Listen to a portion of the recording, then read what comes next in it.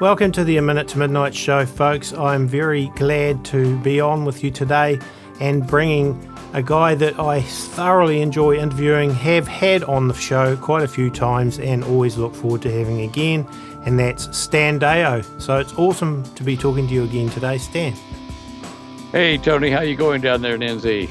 Well, I'm going pretty well actually, and how about you?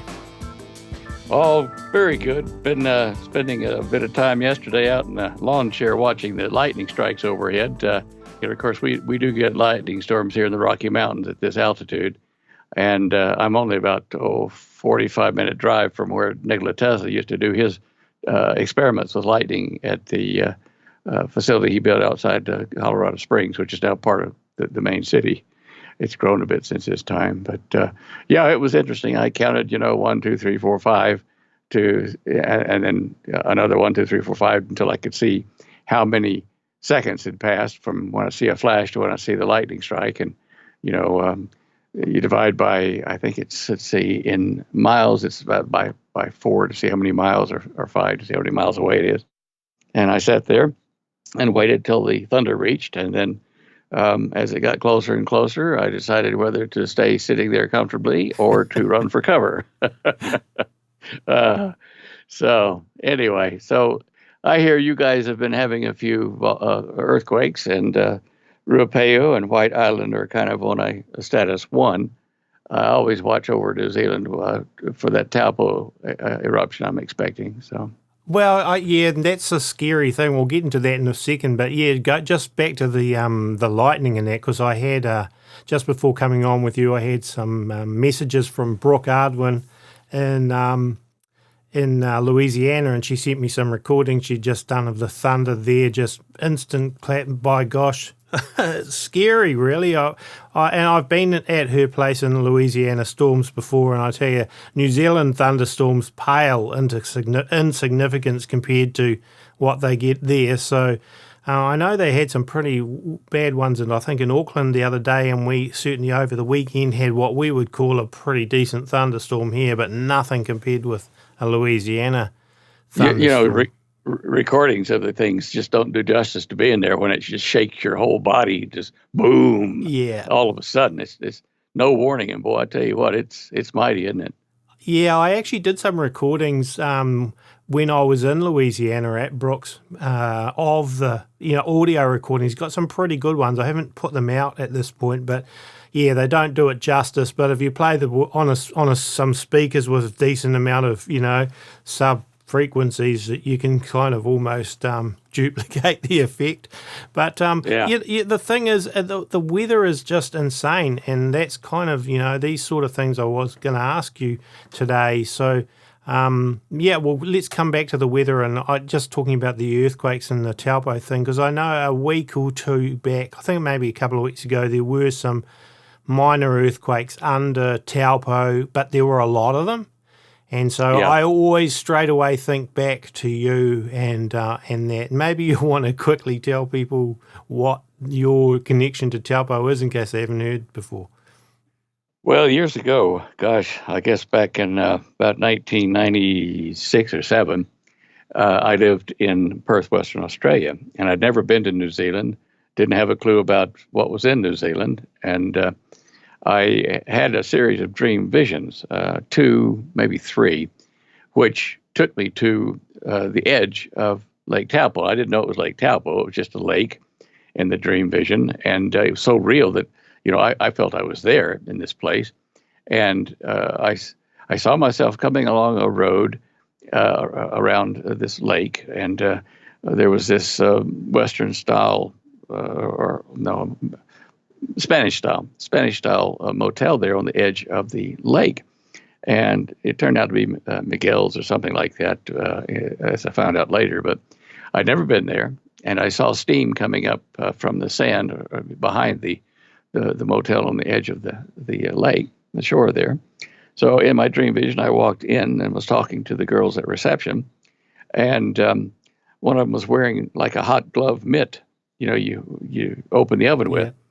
And I said, "What are you wearing that for?" She said, "Oh, our floor safe gets hot." And I said, "Oh, okay." And so then I said, well, thank you. I'll walk down the hall to the right here. And I walked down about 2, maybe 3 doors. I forget now exactly, but turned left into one of the doors, and it was opening out into like a bar or restaurant facing the lake with, nice glass windows so you could see it all. But the staff and the customers were all sitting up on top of the bar with their feet raised up, out of the water, because hot water had come in that high into the restaurant. And I thought, wow, this is a fun place to have lunch. Wow. Anyway, I woke up, and then I had another dream vision of I was looking at like a map of the area around Lake Taupo and Lake Taupo, and in the center where the lake was, an odd shaped outline appeared, and it was like a doorway actually, but and I saw coming from my right down into that doorway like a tram coming down with people in it, and they were turned facing me, and they were all just kind of blank stares as they rode this tram down into the lake before a huge eruption was going to occur. And I had been in customs. That was probably the other dream vision about it. I'd been into customs there in New Zealand, coming in, and I had a little Casio red stopwatch counter, kind of computer type thing with me, which I did own at the time. And it was showing me that the time was very short. And I noticed people coming through customs there into New Zealand with me. There were people that had military backpacks and just normal tourists and all kinds of people, just like they were traveling over there to see, New Zealand, have a good time. The upshot of it all was that Lake Taupo was going to explode. I didn't know at the time, as I say, that it was Lake Taupo or Lake anything. I didn't even know where I was looking at, what country or anything. So I told Holly about it. We wrote it down, and a few weeks passed, and we had a knock at the door there in Perth. And this woman comes in and wants to buy one of Holly's books. And so we fixed her up, and we're talking to her. And she was a traveler. And I said, have you ever heard of a place that has like a big lake that's has a volcano under it or something and might erupt somewhere? And she's, I don't know. She says, I've been over to New Zealand, to the North Island. There they have a Lake Taupo, they call it, which is a volcanic region. You might check that out. And so I thanked her, and she left, and I started looking up on the internet immediately, Lake Taupo. And I thought, wow, this could be what I was seeing in my dream. Well, a few more weeks went by, and I got invited to come over and do a lecture there at Auckland at the university.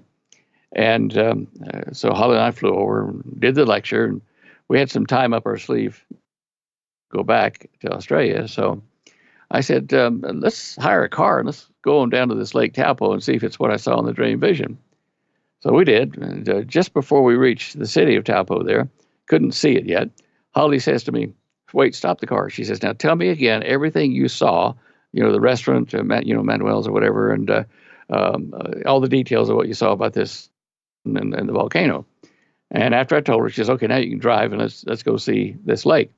So we drove down there, and we had just probably gone, I don't know, 3 or 4 miles into the road that goes around Lake Taupo. And right there on my right, just like I saw in the dream vision, down below our road height, was Manuel's, motel. And so I said, well, we've got to go down and see this place. So we drove down, around, turned around, and came back in the parking lot. And I said, this looks just like the place. And we walked over, and sure enough, over on the left, kind of heading downhill from toward the lake, was the reception area.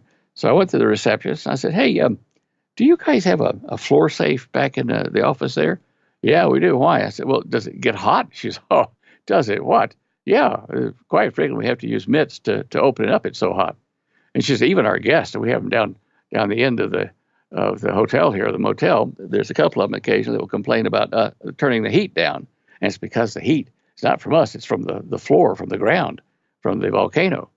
And, my ears really pricked up. And I said, is there a bar or grill here? And she says, oh, yeah. Just turn to your right there, go down that hallway, a couple doors, and there it is. Open the door to it, and it was the same place I saw. Wow. And I even saw through the glass in the dream vision, and when I stood there, little yachts, little boats that were parked off the coast just a little bit further around the edge of the motel. So all the things came together, and I realized I had seen a dream vision of this lake, this caldera now, I find out, was going to explode and erupt and destroy most of the North Island. So I talked about it. We were staying at a motel there ourselves, not that one, and I got to do a show with Art Bell from New Zealand that night. And I talked to Art about where we were, and we were looking at earthquakes and things like that, and this volcano and the dream I had, and what a serious thing it might be. And then we finished the interview, and I said to Holly, we were walking down there early this evening on the beach there next to Manuel's, and steam was coming up around our feet. And I looked across the road at one of the private residences, and their green lawn, steam was coming up through the grass. And I said, maybe we ought to spend the night in Auckland. Let's head on back up there. Now, it was already after closing time for the motel where we were, so I paid the amount that we owed for it on the table there and left a note and thanked them for it. And I pinned a note to the office door so they'd know that we didn't, take off without paying. And we went up to Auckland, and we stayed there for another day, and nothing happened. And I said, "Oh, this is rubbish." And so let's go back down there and have a I'm not quite sure, Stan, what happened there. Just every now and then you've got drop out. So, really, yeah, just a couple of words at a time. So I missed a couple of words there. Right. Okay. Well, let me know if it happens again. So anyway, I drove us back down there, and we stopped at the same motel and booked in again. And the manager was so glad to see us. She said, "Oh, wow, we're glad to see you, because when you left in such a hurry, we knew you were here looking at earthquakes and volcanoes. And we thought you saw something that was so bad you left town. And of course, us and all of our friends were really worried we were about to be blown away." So anyway, before we left, we got a phone call from the New Zealand Department of Tourism, and said, "Would you please never come back to New Zealand? You're bad for business." Anyway, well, the volcano didn't occur, but we did visit with your geological nuclear survey unit, and found out. We told them why we're there, and said it was pretty crazy, but we thought we'd tell them anyway. And they said, we've been wanting more equipment. We need a lot of equipment to monitor Taupo and some of the tributary rivers, for a possible eruption. But we can't afford things because we don't have a budget. And they bemoaned the fact that Government House was supposed to be moved 100 feet one way or the other. It was cost more than, a gazillion times their budget, for the GNS. And I said, well, I'm put the word out. And so I did mention that it was an odd thing that the government could afford to move Government House 100 feet, but they couldn't afford to save the island by funding the GNS. Well, blow me down. A few months later, they got their budget. It must have hit the press and shamed the New Zealand government. And they got enough money to rent or hire the German yellow submarine that's used for exploring underwater volcanic things. And they found a number of hot water vents down there that were streaming stuff up in the bottom of the lake. And then they put in alarms, river level alarms, and temperature alarms all over around the area to help them monitor and possibly give warning to the people to duck and cover when it's going to come. They were very thankful for the budget, and I was glad to have helped, because they do need that. I watch you every week. I check on New Zealand and the earthquakes and the depths and the magnitudes and patterns forming and the volcanoes. And I watch particularly Ruapeo and White Island, and then north of White Island, the Kermadec. Major flurries of earthquakes. Now, just recently, you had a series of them in Lake Taupo, didn't you? Yes, yeah, that was when I was thinking of you, because there was also, at the same time, or a day after that, you sent something about the Chinese dam, which maybe you want to explain that. Oh, yeah. Well, I have a friend down there, Holly and I do, that she's a European, lives down there in North Island, and she knew a Maori kahuna woman there, and told her about what I said about the volcano. And the woman said to my friend, she says, "Tell him that we know it's coming, and that there will be a precursor to that to let you know what's going to happen. And it will be this," she said. "It will be a dam collapse up in China, and it will be found in the papers that there was some greedy people using substandard building materials like wood and stuff, and this caused the collapse of the dam. They had pocketed the rest of the money themselves, and it caused this, and there will be a scandal over that. at that time know that the eruption of Lake Taupo is coming soon. Now, so we've been watching that for a while. I thought it might have been the great dam that they built there, but that's pretty much concrete. I've checked that, and there are tributary dams where they're damming off more and more things to let the river or the lake build up. But it hasn't happened to the point where there's a scandal yet that some dam collapse caused the scandal. So that's what we're watching. If the Maori woman is correct, that will be our precursor for the people of North Island. Some other people did have dream visions about it. Some Christian people there in North Island told about seeing boulders the size of half a house being thrown up in the air toward, the northern parts of the North Island from that eruption. The Maoris did predict, to the Europeans, and oh gosh, when was it? You're not talking about the Tarawera eruption? Yes. 1883, I think it was. Yeah, they saw the ghost canoe come past them there in the lake. Yeah, and then of course it did happen. So I tend to seem to have a connection to the earth, and whether it be a Christian connection or not, I'm just saying that they have that sense to know. And if the Maoris start telling you down there it's getting close, you better pay attention. Of course, I certainly don't want a Taupo eruption to happen, but if it did, that'd be curtains for a lot of us. It's a massive super volcano. You've got a couple of them in America too that are maybe showing some signs, or at least one of them, I think, that is maybe something strange going on in California. Is that correct? California has about 7 potential volcanic eruptors. About a month or less ago. Remember that surge of earthquakes there in the southeastern part. There was nearly 12,500, maybe 13,000 earthquakes in that spot, and some, of course, were minor aftershocks. But I started looking into that, and I found that the source of those earthquakes was right on top of one of the thermoelectric power zones that California plans to mine the thermal energy by drilling wells down in there and shooting water down into it to turn it to steam to come back up another pipe, their generators, and make electricity for California. So that's telling you that the magma is close to the surface there. Well, I looked at a cross-sectional map, one of the geoengineering maps of the area, and I found that there definitely is a large magma pool formed underneath where those earthquakes were in a long line about 52 miles long. And then I looked to the left of or west of that, into the San Joaquin Valley, and just slightly west of that, where the San Andreas Fault occurs, and a number of smaller parallel faults. And you can see in the cross-sectional cut through there that these two areas represent spreads or fractures, opening fractures in the Earth's crust. And the fact that we're seeing the huge number of earthquakes under that new zone is telling me that both of these long cracks are starting to spread and open up. We're getting closer to the moment, or not the moment, but the time when there will be a number of subsidences in California, turning California into a state of islands more than just a single state, and a lot of it will be detached from the mainland.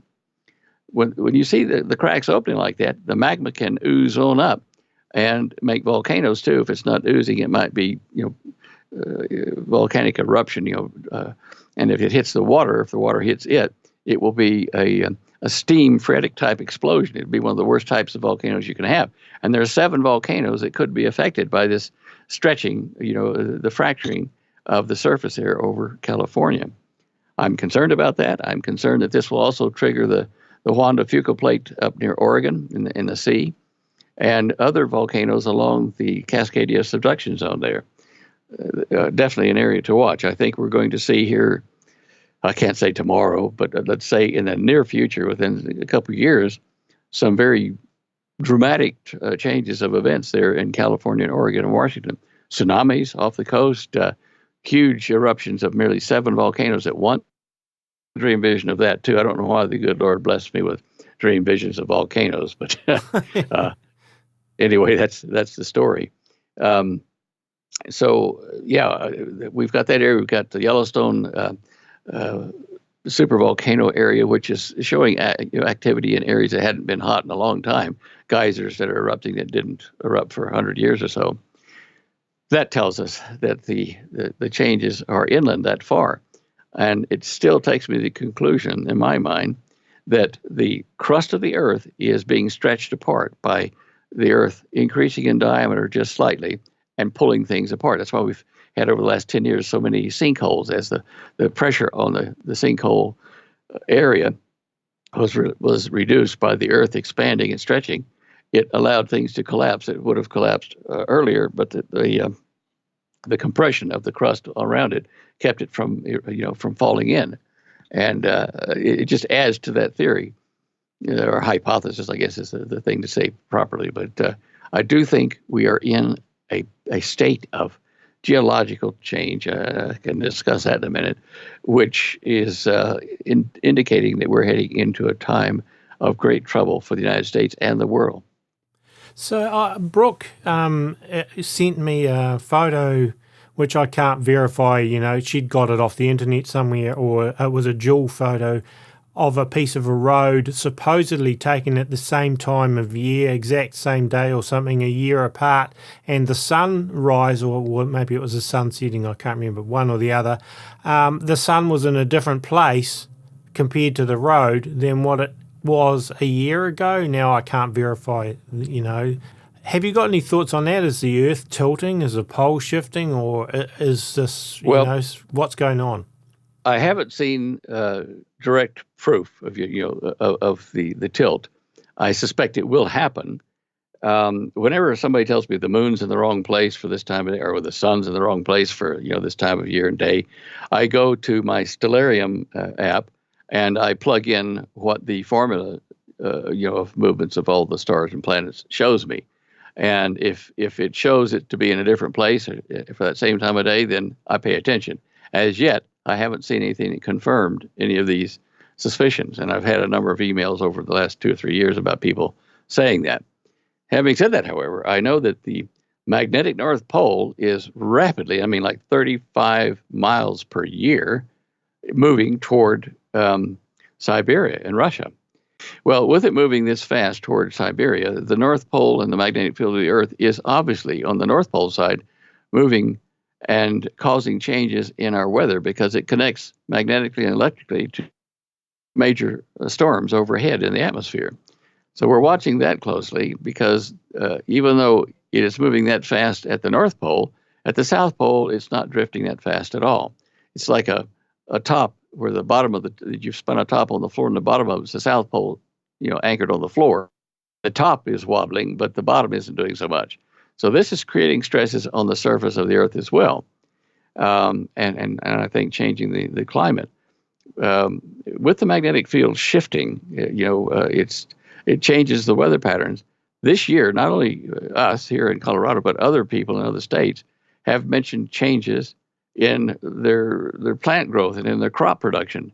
Here, where we have an orchard and vegetable gardens that we grow our food in, we have noticed this year that tomatoes came out over a month late and a lot smaller than normal. Watermelon and cantaloupe just didn't even pollinate at all. Even though we tried to help the bees with a little vibrating toothbrush, it didn't pollinate. We got our first pollinated watermelon 2 days ago, and this is way late. Yeah. The season is ending now. Peach trees and plum and cherry, they all had much smaller fruit than normal.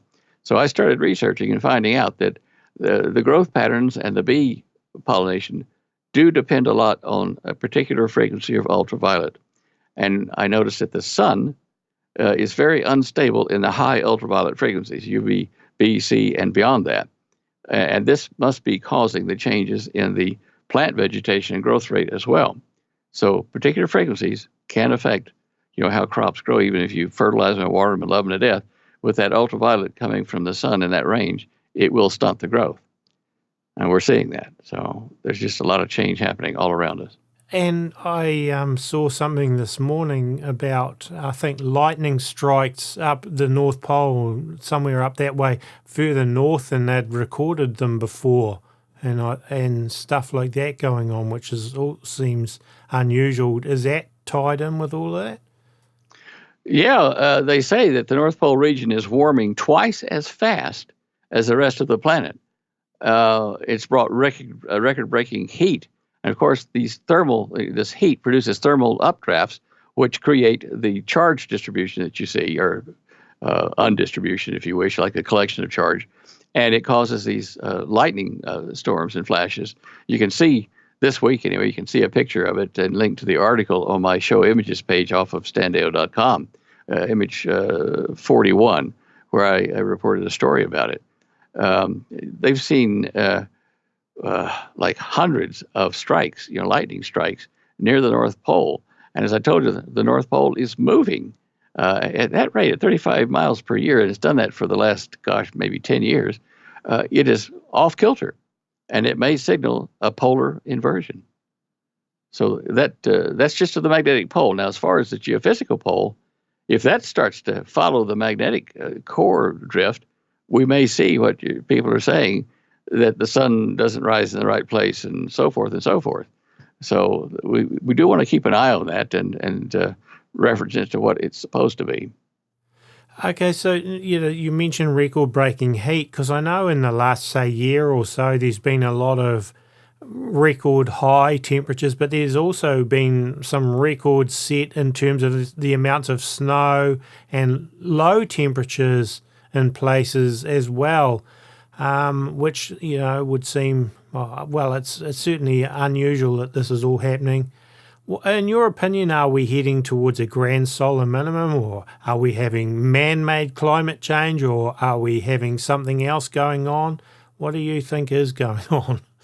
Well, we are heading into the solar minimum for solar cycle 24. That's or between solar cycle 24 and 25, if you wish. In 2020, we'll hit the statistical point where we're at the low sunspot activity for the sun. And I don't know whether they actually attribute that to solar cycle 24 or 25, but anyway, next year we're going to see the minimum. But there are things happening on the sun which are uncharacteristic. And you mentioned about some places having extreme cold and snow and that kind of stuff, while others are having drought. This occurs when the thermal machine, the heat machine of the planet, is disturbed and warming more than it should. And this creates convections in the world's atmosphere.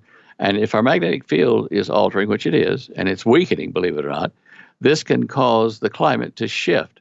And even though you have extreme highs and lows of hot and cold, what is happening is a redistribution of energy where it used to form or concentrate to other places. And this creates chaos in our growing climates and in the production of thunderstorms and snowstorms. So whether you want to call it global warming or global cooling or whatever, depending on where you're standing on planet Earth, you could be correct on either one of them. This vast disparity is partly due to the sun, because even though we're approaching the solar minimum now, in the last 3 months, I've seen coronal mass ejection, CMEs, come from the sun when it's supposed to be quiet. About 2 months ago, I saw one forming that had 7 bright spots on the solar photographs in a circle, and they were the bright spots looked like the points on a king's crown. And all of a sudden, they shot CMEs at us at the same time, the same shotgun effect. Instead of one, we were looking at all of them coming from that one ringed site. And I've seen evidence in these same animations of the sun where, invisible to normal light, something was happening where I would see in black areas near these bright spots, the sun's surface depth change and roll a bit. You couldn't see what was causing it because it was underneath the surface of the sun there. So things are happening on the sun that are affecting us. And the new ultraviolet frequencies that are coming at us, as I say, they're on the high end of the solar radiation, are causing unpredictable results because certain types of fish and marine life, like plankton and various other smaller things and krill, they absorb certain frequencies of ultraviolet, and it heats them up, which heats up the water around them, which changes the weather pattern. So there are so many things happening that it's just it's confusing trying to figure out where we're headed with this. Well, I guess, we look at the Bible and like Matthew 24 and Luke 21, and, there'll be signs in the sky and in the earth and so on. And that seems to me what's happening. We're in the birth pangs of the end times, but obviously God would use natural occurring things to cause that to happen. So something has to, actually do it. Even though God says this is what's going to happen, he's obviously going to use things to do it. And of course, there are some people that say, well, we've got a Nibiru planet or Planet X or whatever coming into the solar system and that's causing it. And I've not seen any evidence of that. But what are your thoughts on that? Those are the words of skeptics, of course. And, to me, if the Lord said it's going to happen, you'll see this, this, and that happen in the end days of this age. It doesn't matter whether Nibiru or the sun or man's activity or some other unknown entity causes the effect. It still was predicted by God, who is in control of time and events everywhere. So it doesn't matter what mechanism he uses, as far as I'm concerned. It's something he said would happen, and it did, or it is. Yeah, true. Yeah. I studied the Exodus and tried to trace a path, and did successfully do so, I think. And I saw along the way certain things that the skeptic would say, this wasn't God. This was a normal occurrence.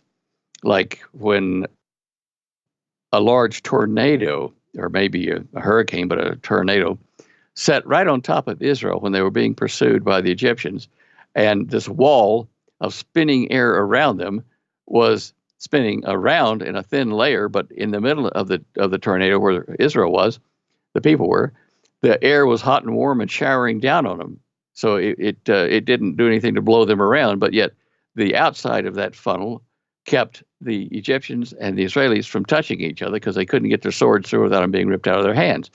Now, that was an effect, and we found a place where that happens. It's a place of where the Greeks called typhoons or typhonos, and they even named a reed there that's a hollow reed in the area, the class of typhonos. So I found out, how they were separated from the Egyptians, and how when they moved across, the downward pressure forced the air down into the water and spread the water so that Israel traveled inside the eye of a tornado, a big one, mind you, it wasn't a small thing, over to the other side. And then I saw later, like when the Israelites were grumbling at Moses, look, we don't have enough water. You brought us out here to die in the desert, and water, we need water. And so he yells at a stone to bring forth water, and it doesn't happen. So, he ends up striking it twice with his rod to make water flow from this stone there in the desert. Well, we have since found one or possibly two places where this happened in Saudi Arabia, where they were really in the southwestern tip. And to my surprise, it is an occurrence that the Bedouins know about when they are looking for water desperately in the desert. They can go to sandstone outcroppings and where there's a ledge and take a staff or a hammer or whatever and break the edge off of these, and they will find water gushes out because it's been backed up and stored in a limestone layer, which has been blocked by the sands and mud forming a cap on it. So it is possible that where Moses was, there's two big stones there with a split between them, was a massive cap on a huge amount of water up in the higher parts of the desert in that area, in the mountains. And it held a reservoir that was big enough to give them water for many, many days, and livestock water and that kind of stuff. So you say, oh, well, it was probably just that happened to Moses. Well, somebody, the hand of God, put all that water there, put the knowledge in Moses' mind. This is where you hit it to release all this water when you need it. So the skeptic would say, yeah, but it's just one of those things, And you look at the manna that formed on the plants, early in the morning for people to eat. Well, there are plants there. I've read the reports that they found plants that do have this sweet honey-like dew material that forms on them, and you can eat it and get nourishment from it there in the desert. Well, again, they would say, well, that's just a natural desert thing. How did Moses know exactly where to go, when to go, what to eat? God put all this stuff in the program for our planet from before we were even born, before mankind even existed. It was there in a program for unwinding through God's will, through the ages. And so if he uses something he planted when he built the planet, so what? It is still a miracle.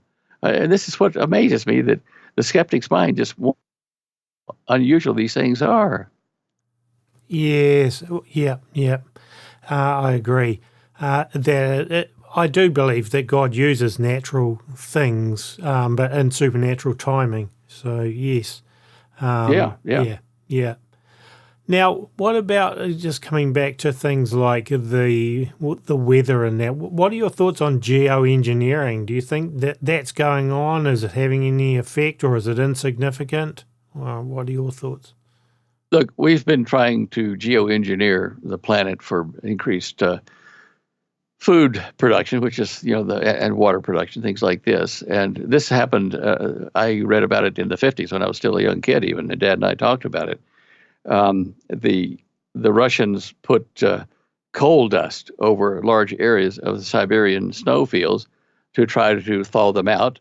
And of course, this also changed weather patterns, by heat upwelling there, thermals, which affected weather onto Alaska and Canada and the northwestern United States. So that is a form of geoengineering. And the effects of it, of course, tell you that man can look at making changes to the local environment right now without knowledge of what's going to happen to the rest of the environment around the world as a result of this, because we don't have the formula for how the planet works. And I tell you this because I know that trying to predict the weather, the computers that try to predict the weather alone need at least 98 variables to try to estimate a week ahead of time what the weather's going to be. So the environmental changes, when you start putting black substances on the snow to change the melt rate, and the thermals over that to cause weather to form that didn't used to form there, or when you look at the salinity of various things, or when you dam off a river, a large river or a series of rivers, like in China, the Great Dam over there. When you do that, you don't think about the weight that's going to be concentrated on that part of the country. Will it affect underground fault lines, and will it affect the spin rate or the wobble in the earth over a period of time? Because we do not have the formula for the planet. And so, although we try to do good things and sometimes bad things with manipulating the weather, we have no real idea what's going to happen. And if two or more countries start modifying the weather in a big way with microwave or with HAARP type broadcasts and this kind of stuff, the two or more countries are going to be at odds with each other about what changes they're making, unless we're a world government, which we're not yet. And so these two or three or more countries are affecting weather changes in their areas, which affect the changes in other areas, which might affect the changes the other areas are making, and it compounds into a nightmare of events. So I know we need it in some places, but it's dangerous. That's a really interesting point that you just made, because we don't have a world government yet. Now, that could be another reason, for them to say with all these things, why we need a world government. There's another thing, they have to coordinate all this stuff. It's another excuse, I guess, to do it. I'm in favor of a world government, okay? But not run by mankind. It has to be run by the guy that has the formula, the model for how the planet should work, because he was the creator of the planet. If we have Jesus here running a world government, I'm happy with that. But men who are greedy and self-interest come into play with them, this cannot be, a stable world government if we have mankind running it. But there's just no way, because we are ignorant and we're greedy.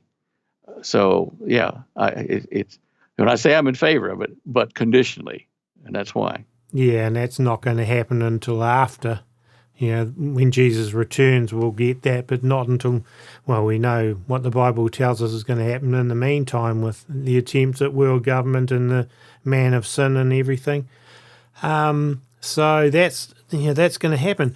I was just thinking before I forget now, we had, you were talking about CMEs.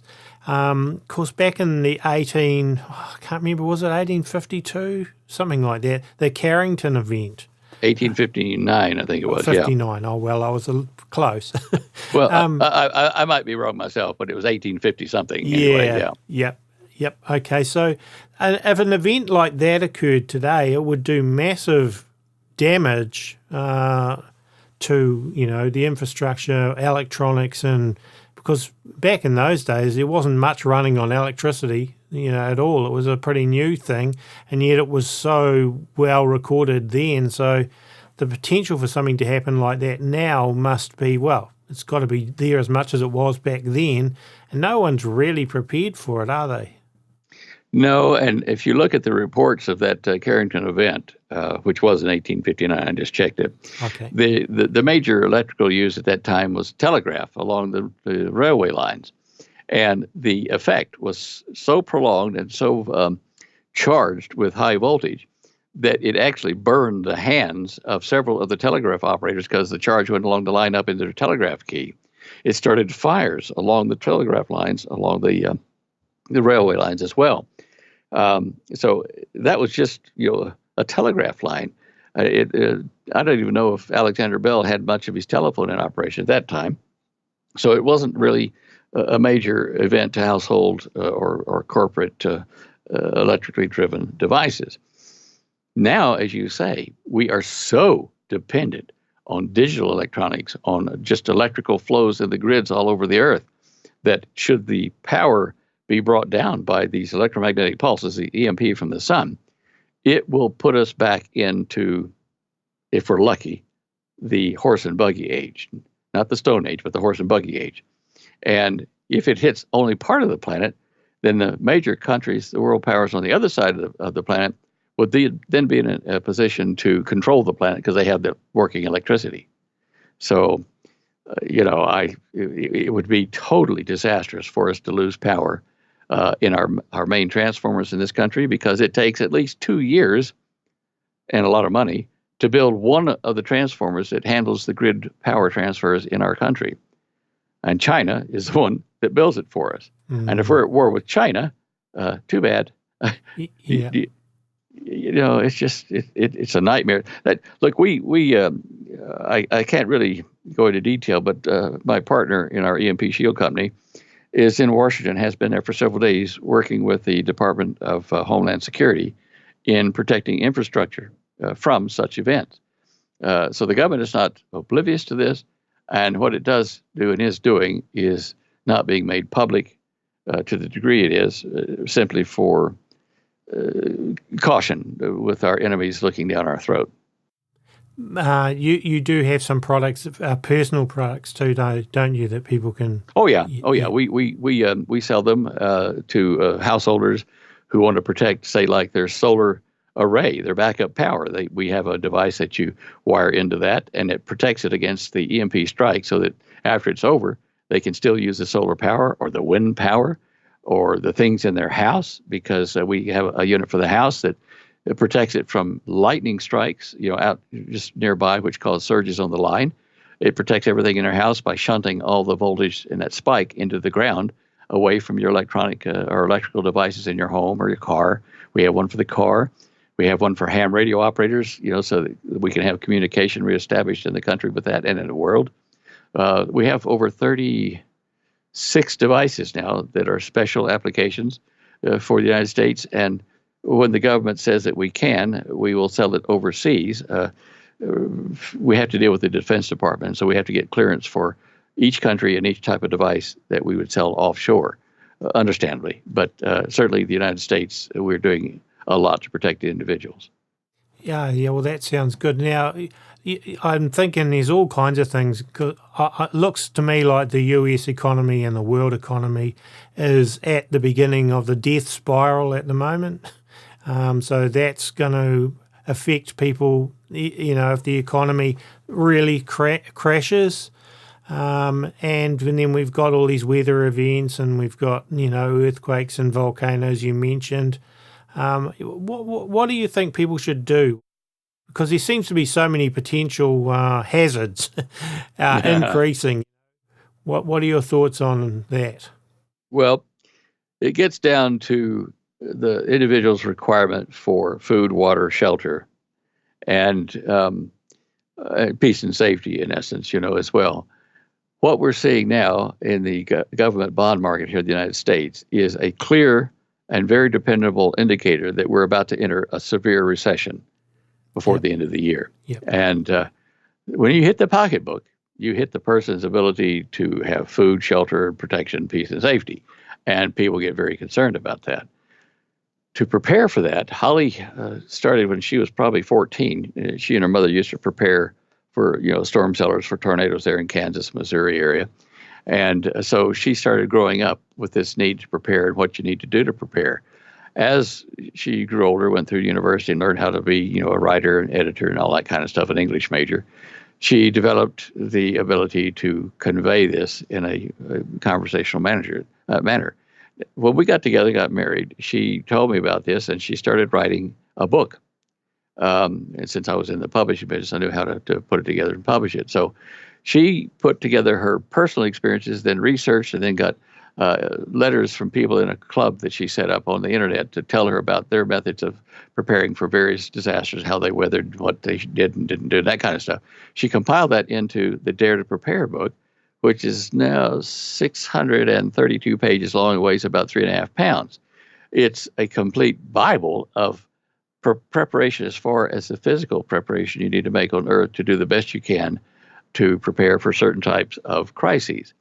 Now, that's physical preparation. She would tell you there in the book and elsewhere that spiritual preparation is the most important, because we are all going to die someday, except maybe those that are translated in the rapture or still alive and get converted into their everlasting bodies then.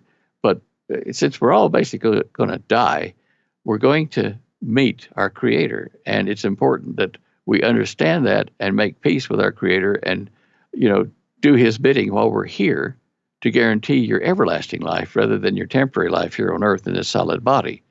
So that's the main preparation. The secondarily is, if you have resources to prepare to save your family or protect your family and your business or your neighbors and friends around the neighborhood, then okay, do that. And here's how you do it. She explains that in the book.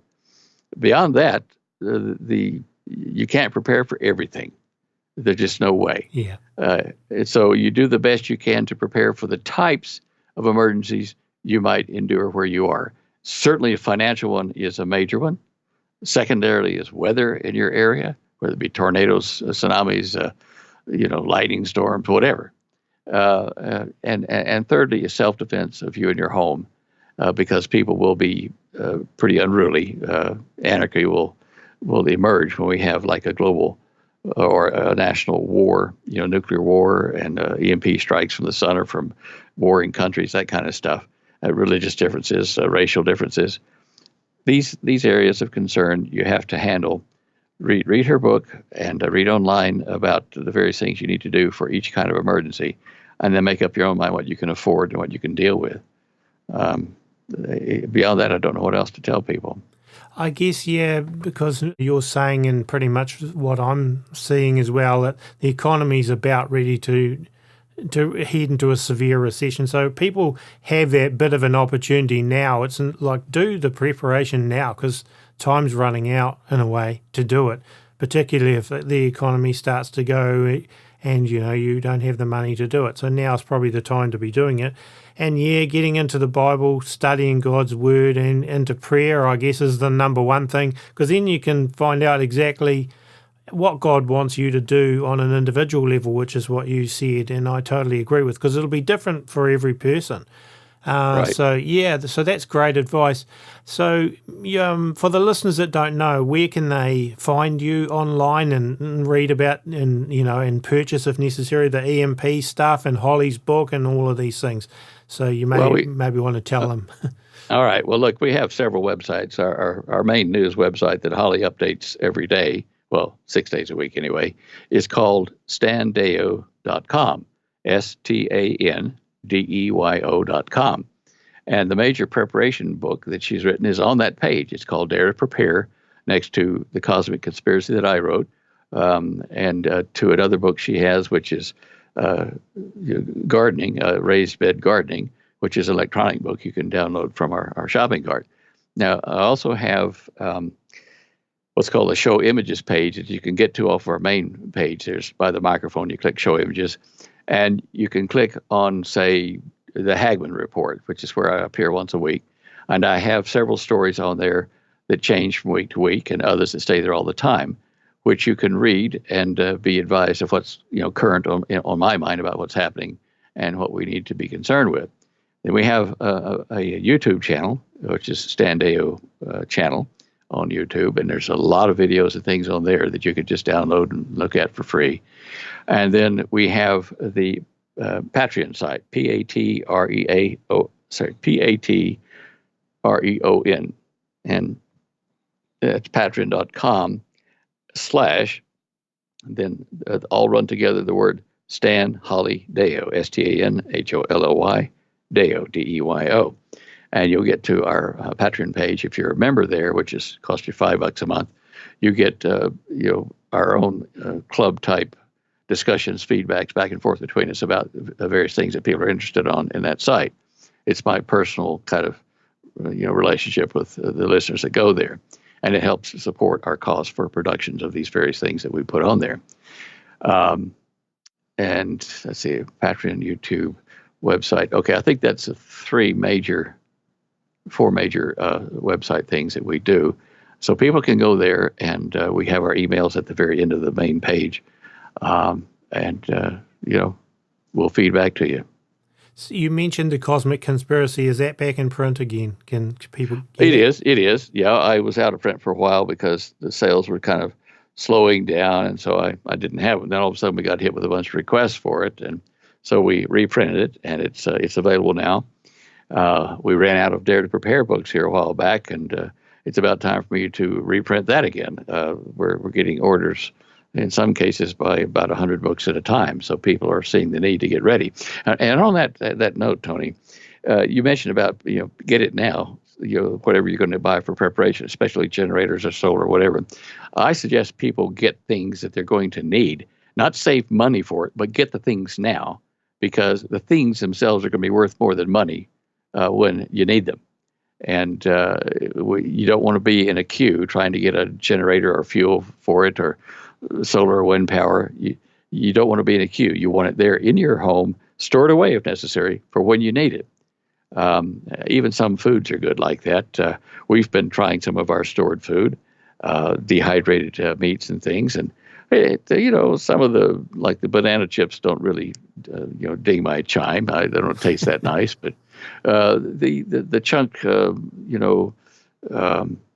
meat, stuff like that you put into chilies or into enchiladas or things like that, those are good. I mean, I've tried those, and we're gradually starting to eat into those supplies just to see what it's like and what we do like and what we don't. You can do that now because you have the time. Yeah. So just people plan ahead. We're fast approaching a time of great distress. Yeah, and I also think personally, people, if you can get some physical silver right now, there's a time to do it, because gold and silver is going to skyrocket, and that will hold its value when everything else is crashing. So that's another thing I'd add to that. Well, Stan, we've covered a lot. But anyway, the point of the matter is we've got to put God first, and we can't trust in our material things. But, yeah, find out what God wants us as individuals to do in terms of preparing. But yeah, this has been another great discussion. Gosh, I can't believe how fast the time's gone, Stan. It does swing by, doesn't it? It sure does. Thank you, though, again for coming on the show. And yeah, we'll have to do it again before too much time passes. All right, Tony. You take care now. Cheers. Thank you. Lord bless you. Folks, don't forget to hit the like button on this if you enjoyed it, and don't forget also, if you're not subscribed to our YouTube channel, to do so. A Minute to Midnight's YouTube channel, and we also are on iTunes, and of course our website, which is aminutetomidnight.com, where all of our shows and articles can be found, and all the music in the shows I've written, played and recorded. And if you want to download that music, you can do that on the website as well. And if you want to support us with a donation, you can do that on aminutetomidnight.com. Thanks for listening, and we will catch you in a few days' time with another show. God bless and have a great week. This is Tony saying goodbye till next time.